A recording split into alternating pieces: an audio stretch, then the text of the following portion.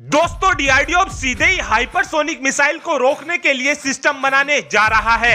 दरअसल 1970 के दशक से 2023 तक युद्ध लड़ने के तरीके पूरी तरीके से बदल चुके हैं। 70 के दशक में जिस भी देश की वायुसेना के पास फाइटर जेट होते थे उस देश की सेना उतनी ही मजबूत होती थी और फिर सन 2000 के आसपास सभी देश 5th जनरेशन के फाइटर जेट बनाने में लग चुके थे और 2010 के बाद से ही सभी देश लगातार ड्रोनों को बनाने में लगे हुए हैं। लेकिन अब 2020 से सभी देश इस कोशिश में लगे हुए हैं कि जल्द से जल्द अपनी सेना में हाइपरसोनिक मिसाइल को शामिल कर लिया जाए। रशिया दुनिया का पहला ऐसा देश है जिसने हाइपरसोनिक मिसाइल को बनाकर तैयार कर लिया है और अपनी सेना में भी शामिल कर लिया है। लेकिन अभी इस रेस में अमेरिका, चाइना और इंडिया लगे हुए हैं। हाइपरसोनिक मिसाइल वो मिसाइल होती है जो आवाज की गति से 5 गुना तेज होती है।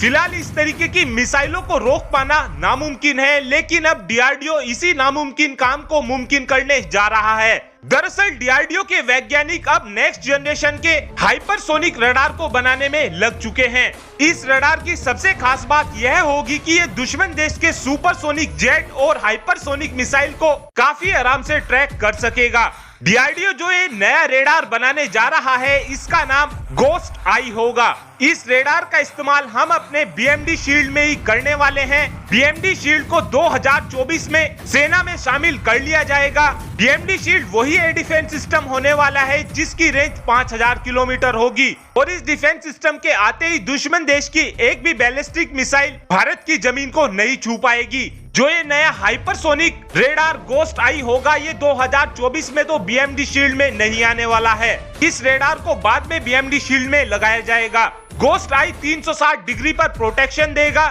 इस रेडार का इस्तेमाल हमारी नेवी भी कर सकेगी, हमारी एयरफोर्स भी कर सकेगी और इस रेडार की एक खास बात यह भी होने वाली है कि इसमें 96% पार्ट्स भारत में बने लगे होंगे। ये रेडार एक बार में 70 से 80 टारगेट का पता लगा सकेगा। साथ में ये रेडार 10 टारगेट को इंगेज भी कर सकेगा। हालांकि अभी डीआरडीओ की तरफ से इस रेडार की रेंज तो नहीं बताई गई है, लेकिन बीएमडी शील्ड में लगने की वजह से कहीं ना कहीं ये बात तो कंफर्म है कि इसकी रेंज 5000 किलोमीटर प्लस ही होगी। डीआरडीओ की तरफ से बताया गया है कि हम इस रेडार में इतने एडवांस सेंसर लगाएंगे जिससे ये रेडार काफी आराम से लॉन्ग रेंज के टारगेट का और हाई एल्टीट्यूड पर उड़ रहे टारगेट का काफी इजिली पता लगा सकेगा और जिन टारगेट को नेक्ड आई से नहीं देखा जा सकता ये रेडार उनका भी पता लगा लेगा।